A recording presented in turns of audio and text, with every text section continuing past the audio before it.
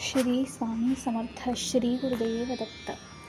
सनातन धर्मात भगवंताच्या प्राप्तीसाठी भक्ती मार्गाचा नियम आहे. भक्ती मार्गाने अल्पावधीतच ईश्वर प्राप्ती होऊ शकते. देवाची आराधना केल्याने इच्छित फळ मिळते. यासोबतच घरात सुख समृद्धी येते. म्हणूनच उपासक आपल्या देवतेची भक्तिभावाने पूजा करतात आणि नैवेद्य अर्पण करतात. शास्त्रात देवपूजेचे नियम सविस्तरपणे सांगितले आहेत.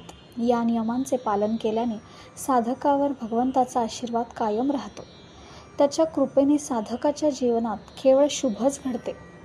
तुम्हालाही देवाचा आशीर्वाद मिळवायचा असेल तर देवाला नैवेद्य अर्पण करताना या गोष्टी लक्षात ठेवा. तर पहिला आपण नैवेद्य म्हणजे काय हे जाणून घेऊयात. नैवेद्य म्हणजे काय?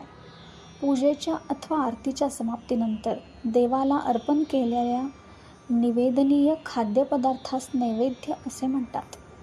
देवाला नैवेद्य कसा अर्पण करावा? सात्विक पदार्थ. सात्विक भोग भगवंताला अत्यंत प्रिय आहेत. यासाठी गंगाजलयुक्त पाण्याने स्नान करावे. त्यानंतर स्वच्छ वस्त्रे परिधान करून देवासाठी नैवेद्य तयार करावे. अन्न शिजवताना भगवंताचे ध्यान होते. अर्थात हे सगळं आपल्याला गंगेत स्नान केल्यावर मिळते असे नाही, पण भक्तिभावाने जे काही आपण कराल ते भगवंतापर्यंत नक्की पोहोचेल.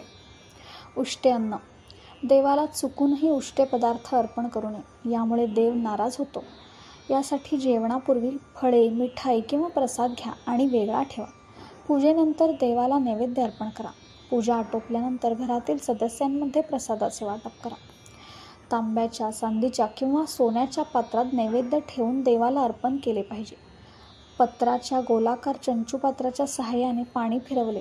नंतर हात जोडून नैवेद्य मंत्राचे जप केले पाहिजे.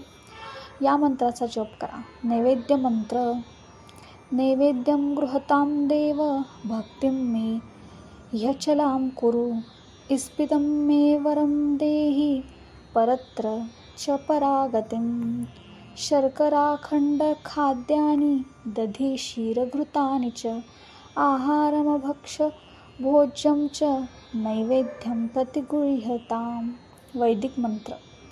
ओम नाभ्यासिदंतरिक्षा शीर्ण उद्योः समवर्ततः पदभ्यां भूमिर्दिशः श्रोत्रात् तथा लोका कल्पयन्. ओम प्राणाय स्वाहा.